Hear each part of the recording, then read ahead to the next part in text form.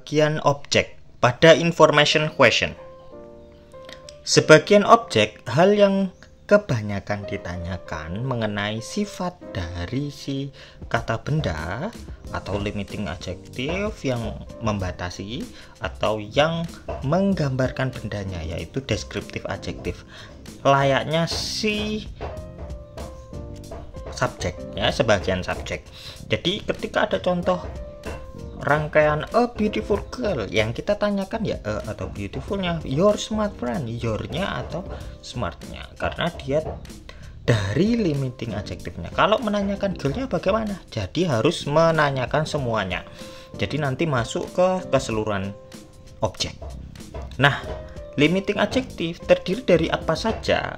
Ada artikel, kata sandang, demonstrative adjective, kata tunjuk, posesif, kepemilikan, indefinite, quantity, hitungan yang tidak jelas, maupun numeral, hitungan yang jelas. Descriptive adjective, ada karakter, kualitas, ukuran, terus ada umur, temperatur atau suhu, kata kerja yang berfungsi sebagai kata sifat, bentuk, warna, dan asal. Nah, mereka semua kita bisa tanyakan tanpa menanyakan si bendanya. Jadi dia masuk ke sebagian objek. Dari contoh a beautiful girl, kita tanyakan e-nya atau beautifulnya saja. Girl-nya nggak boleh, karena kalau girl maka harus semuanya yang ditanyakan. Begitu pula yang lainnya. Kata tanya yang kita gunakan sama halnya dengan di sebagian subjek. Ada whose, which, what, how plus adjective saja sebenarnya ya, how many atau how much. Nah, mereka semua diikuti bendanya. Jadi yang ditanyakan ya yang depannya. Nanti kalau ada benda, rangkaian benda lainnya ya dicantumkan di belakangnya. Whose untuk menanyakan kepemilikan, maknanya bla bla bla siapa. Which untuk menanyakan gambaran bendanya, maknanya bla bla bla yang mana. What untuk menanyakan kata benda lainnya dari si benda. Jadi ada dua benda yang ditanyakan, benda yang sebagai kata sifat. Nah, berapa khusus time apa? Nah, biasanya gitu ya maknanya.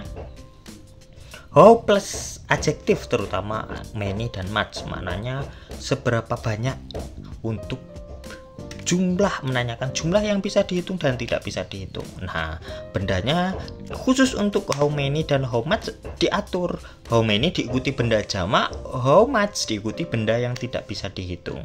Sedangkan kalau yang lainnya bendanya terserah mau tunggal, mau jamak, mau yang tidak bisa dihitung.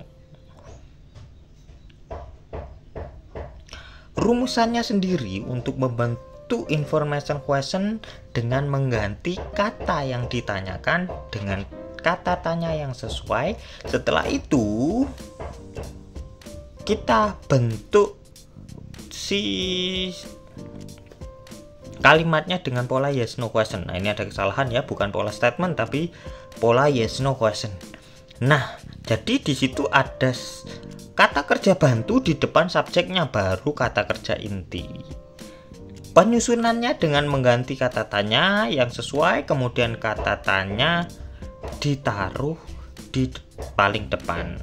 Nah, gitu ya kata tanyanya. Ada whose, which, how many, how much, what, itu paling depan diikuti bendanya. Baru kata kerja bantu subjeknya, berarti ada benda lagi, pelaku dari kata kerjanya. Contoh, Enid Blyton wrote 2 books several decades ago.